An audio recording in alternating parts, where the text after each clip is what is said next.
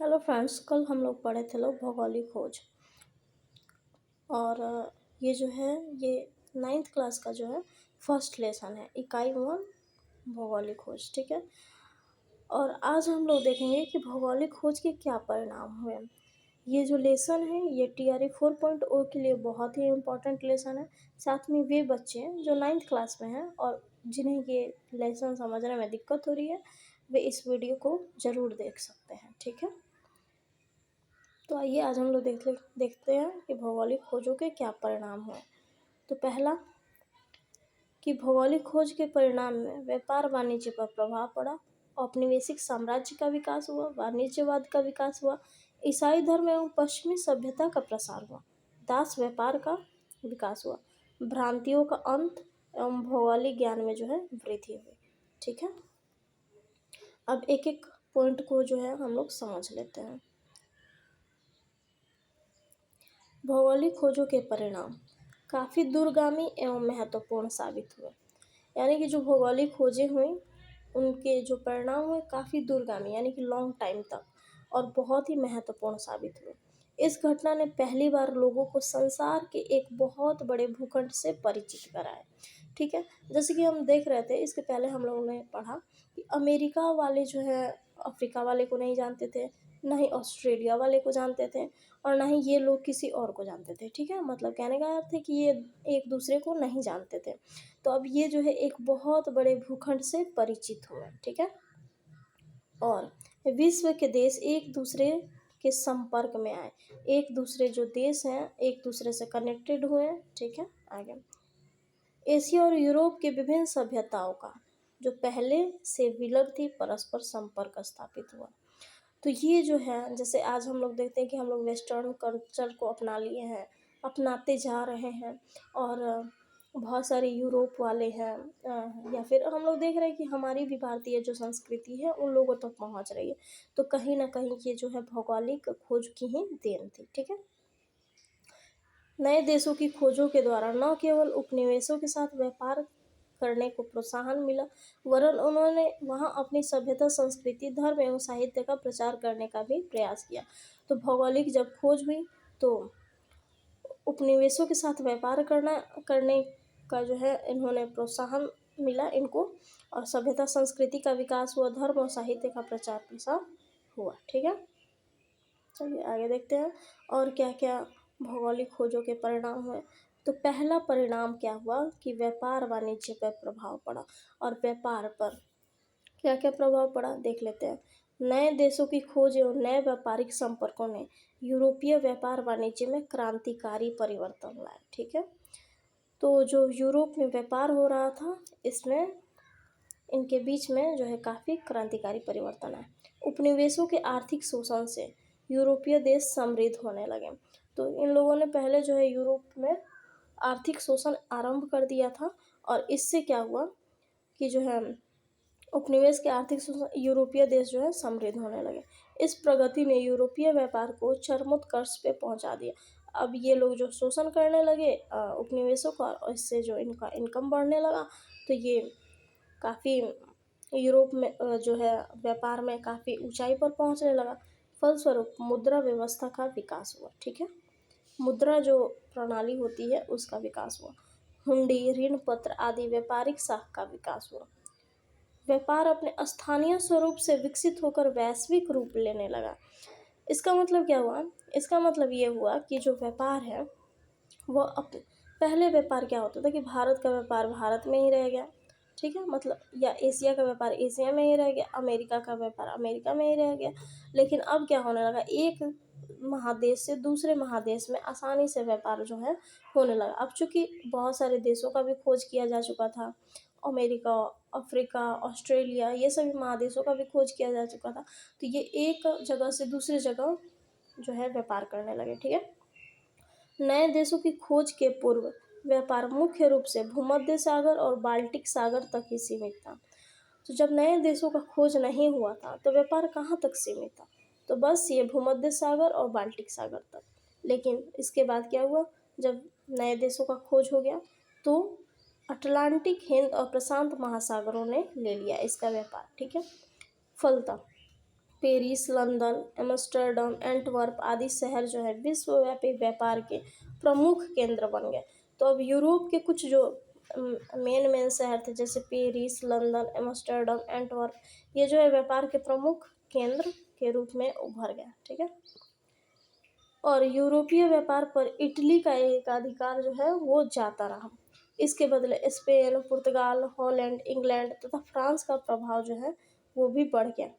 कालांतर में अपने विशाल साम्राज्य को संभालने में स्पेन और पुर्तगाल इतने निमग्न हो गए कि इन्होंने अपना साम्राज्य ही खो दिया। ठीक है। यूरोपीय देशों द्वारा खोजे गए नए देशों से आयातित बहुमूल्य धातुओं, विशेषकर अमेरिका से आयातित सोना तथा चांदी ने अर्थव्यवस्था के स्वरूप को ही बदल दिया। तो ये लोग जो क्या करते थे कि जो उपनिवेश थे वहाँ से बहुमूल्य धातु, सोना, चांदी, ये सभी जो है अपने देश में ले जाते थे। अमेरिका से ले जाते थे सोना और चांदी विशेष करके।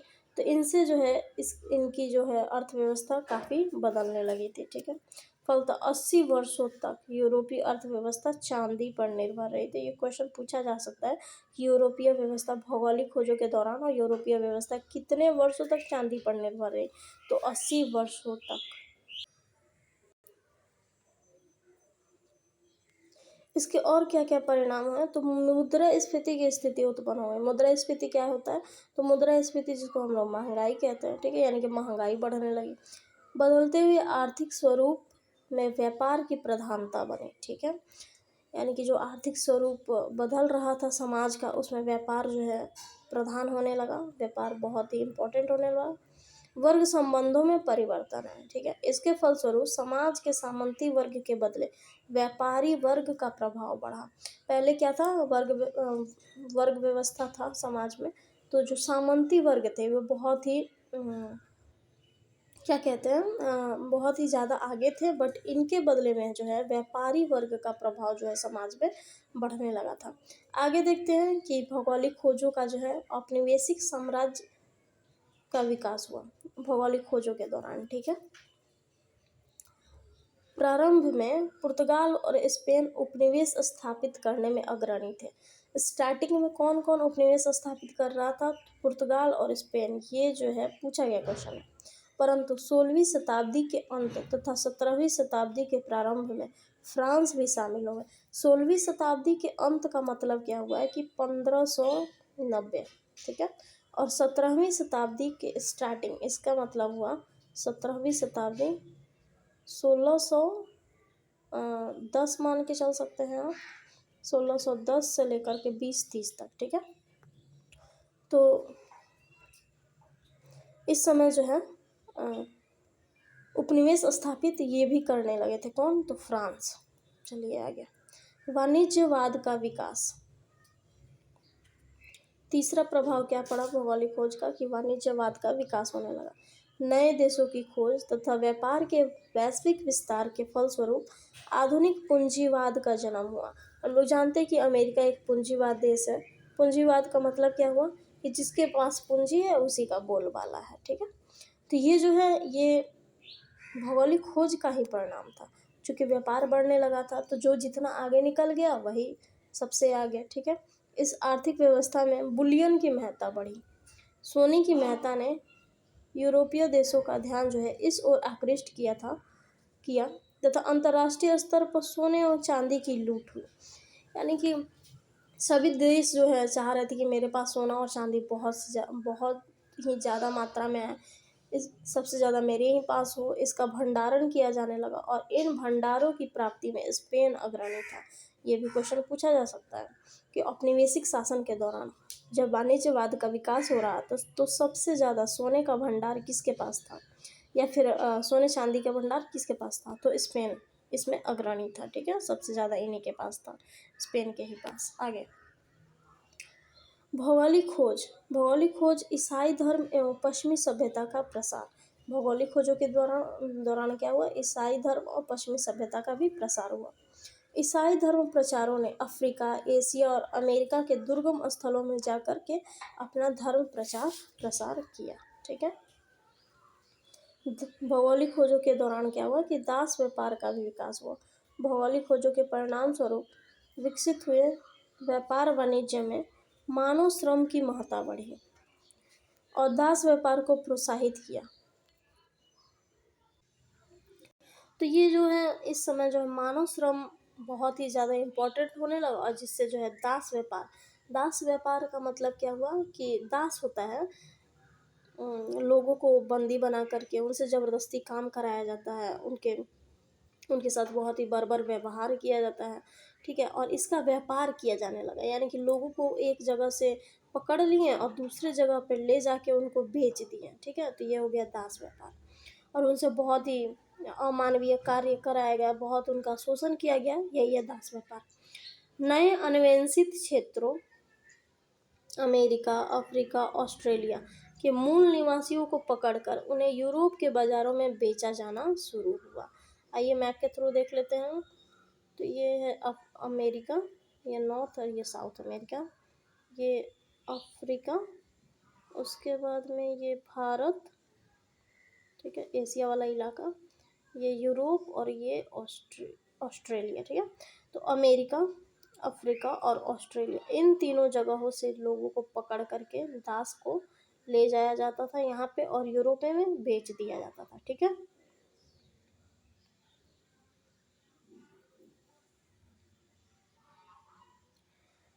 और आरंभ में गुलामों का व्यापार व्यक्तिगत स्तर पर था, यानी कि गुलाम का जो व्यापार था एक एक आदमी करता था, मतलब कि सिंगल सिंगल पर्सन, और एक एक आदमी के द्वारा एक एक आदमी को बेचा जाता था। किंतु 16वीं शताब्दी के अंत में इसने जो है बाकायदा व्यापार का रूप धारण कर लिया, यह एक व्यापार बन गया, ट्रेड सिस्टम बन गया, ठीक है।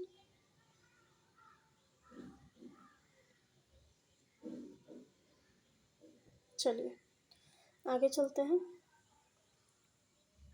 भौगोलिक खोज से और क्या हुआ, तो भौगोलिक खोजों से भ्रांतियों का अंत हुआ और भौगोलिक ज्ञान में वृद्धि हुई।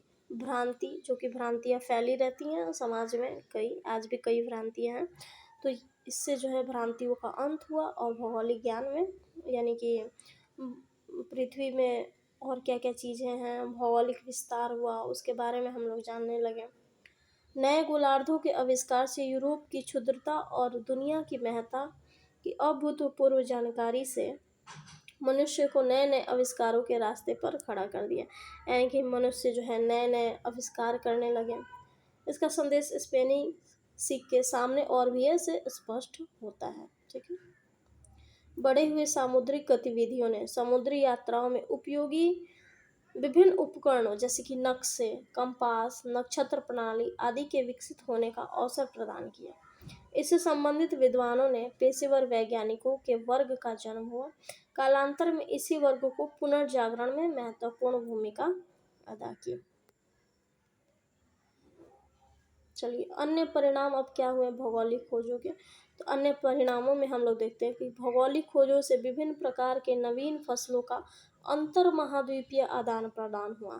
यहाँ पे एक वर्ड आया है अंतर महाद्वीपीय, आइए इसको समझते हैं। अंतर महाद्वीपीय क्या होता है, ये है अमेरिका, नॉर्थ अमेरिका और ये साउथ अमेरिका। तो जब नॉर्थ अमेरिका के अंदर ही यहाँ से वहाँ कई जगहों पे इधर उधर व्यापार होगा, तो ये हो जाएगा अंतः महाद्वीपीय,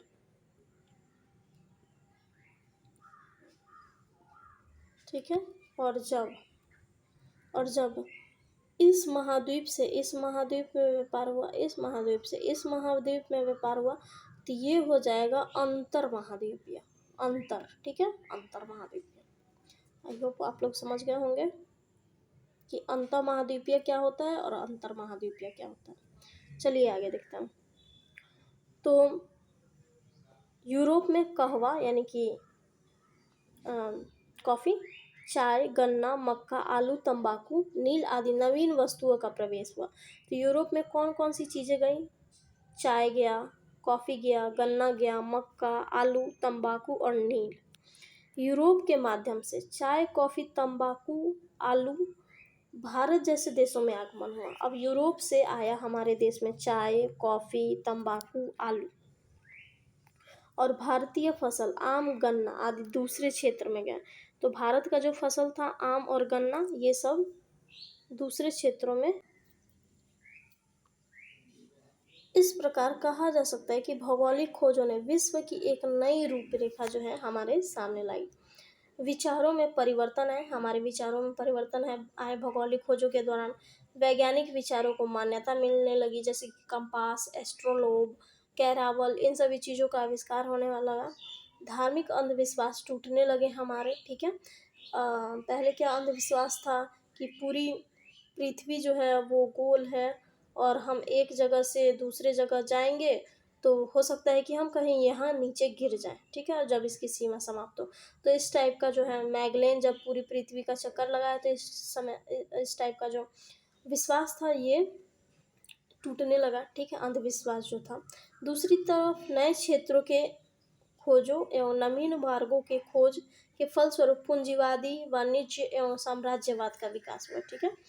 तो इससे हमारे जैसे कि हम देखें अमेरिका में पूंजीवाद, वाणिज्यवाद, साम्राज्यवाद ये सभी जो है होने लगा, इन सभी चीज़ों का विकास होने लगा। इसने दुनिया का यूरोपीकरण कर दिया। कहने का अर्थ ये है कि पूरी दुनिया पर जो है यूरोप का वर्चस्व स्थापित हो गया। अब इसके अभ्यास को देख लेते हैं। वास्को डिगामा कहाँ का यात्री था? तो वास्को डिगामा पुर्तगाल का यात्री था। यूरोप वासियों ने दिशा सूचक को हम लोग क्या कहते हैं? कंपास कहते हैं, ठीक है ना, दिशा सूचक। तो यूरोप वासियों ने दिशा सूचक का प्रयोग किन से सीखा? तो अरबों से सीखा। उत्मासा अंतरिक्ष, जिसे केप ऑफ गुड होप या फिर तूफानी अंतरिक्ष भी कहा जाता है, तो इसकी खोज किसने की? तो इसकी खोज बार्थोलोमियो डियाज ने की थी। कब की थी? 1488 में की थी। चलिए, अमेरिका की खोज किस वर्ष की गई? 1492 में की गई। किसके द्वारा की गई थी? कोलंबस ने। इसका स्टोरी तो आप लोग जानते ही होंगे कि पुर्तगाल से चला था, सॉरी यूरोप से जब चला तो ये अमेरिका, ये अफ्रीका और ये भारत, इसको जाना चाहिए था पूर्व दिशा में और ये चला गया पश्चिम दिशा में। और इसको लगा था कि भारत पृथ्वी तो गोल है और गोल है तो फिर कोई दिक्कत ही नहीं है, हम लोग कहीं से भी चले, लेकिन पहुंचना तो हमें वहीं पे है। लेकिन ये पहुंच गया पूर्व पश्चिम दिशा में और ये पहुंच गया अमेरिका, और अमेरिका को नई दुनिया इसने कह दिया और यहाँ के लोगों को जो है रेड इंडियन बोल दिया, ठीक है। कुस्तुनतुनिया का पतन जो है किस वर्ष की गई? कुस्तुनतुनिया का पतन तुर्कों के द्वारा की गई थी, तुर्की के द्वारा 1453 ईस्वी में। विश्व का चक्कर किस यात्री ने सबसे पहले लगाया था? तो विश्व का चक्कर सबसे पहले मैगलेन ने लगाया था। कब? 1519 ईस्वी में। अब आ जाते हैं हम लोग सही गलत पे। पहला है कि भारत के मूल निवासियों को रेड इंडियन कहा जाता है। नहीं, अमेरिका के मूल निवासियों को रेड इंडियन कहा जाता है। दूसरा, उत्मासा अंतरिक्ष की खोज भारत तक पहुंचने का मार्ग प्रशस्त किया। हाँ सही है, बिल्कुल। उत्मासा अंतरिक्ष कहाँ है? तो ये अफ्रीका, ये इंडिया वाला इलाका और ये यूरोप। तो यहाँ से चल के जो यहाँ पे आते थे तो केप ऑफ गुड होप, जिसको उत्मासा अंतरिक्ष या तूफानी अंतरिक्ष भी कहते हैं, तो यही है। तो ये हमारे जो है भारत तक पहुंचने का मार्ग प्रशस्त किया था ना उत्मासा अंतरिक्ष, तो वही कह रहा है। भारत अटलांटिक महासागर के पूर्वी तट पर स्थित है। नहीं, भारत अटलांटिक महासागर के पूर्वी तट पर स्थित नहीं है। मार्को पोलो ने भारत की खोज की। नहीं, वास्को डिगामा ने भारत की खोज की थी, ठीक है। जेरूसलम वर्तमान इसराइल में है? तो हाँ है। लिस्बन दास व्यापार का बहुत बड़ा केंद्र था। नहीं, लिस्बन क्या है? तो लिस्बन जो है पुर्तगाल की राजधानी है, पुर्तगाल की राजधानी। और ये जो है पुर्तगाल की राजधानी, अब चूंकि वास्को डिगामा आया था ना तो यहाँ से जब वो मसाला वसाला लेकर के गया तो उसको काफ़ी मुनाफा हुआ। तो पुर्तगाल की जो राजधानी लिस्बन थी वो थोड़े समय के लिए व्यापार वाणिज्य का केंद्र बन चुकी थी। दास व्यापार का नहीं बल्कि व्यापार वाणिज्य का वो केंद्र बन चुकी थी, ठीक है। आगे देखते हैं। अमेरिगू ने नई दुनिया को विस्तार से खोजा, ठीक है। अमेरिगू वेस्पुची जो था उसने ही जब कोलंबस जो है अमेरिका पहुंचा और वहाँ के लोगों को रेड इंडियन बोल दिया, नई दुनिया कह दिया, तो अमेरिगू वेस्पुची वहाँ पे गया और फिर उसने ही विस्तार से अमेरिका की खोज की, इसलिए इसका नाम जो है अमेरिका पड़ गया था, अमेरिगो वेस्पूची के ही नाम से। आई होप आप लोगों को ये लेसन जो है काफ़ी अच्छे से समझ में आ गया होगा। अब हम लोग नेक्स्ट वीडियो में देखेंगे अमेरिका की क्रांति, जो कि बहुत ही इम्पोर्टेंट लेसन है TRE BPSC TRE 4.0 के लिए। VVI एकदम बहुत ही ज़्यादा important. Thank you so much.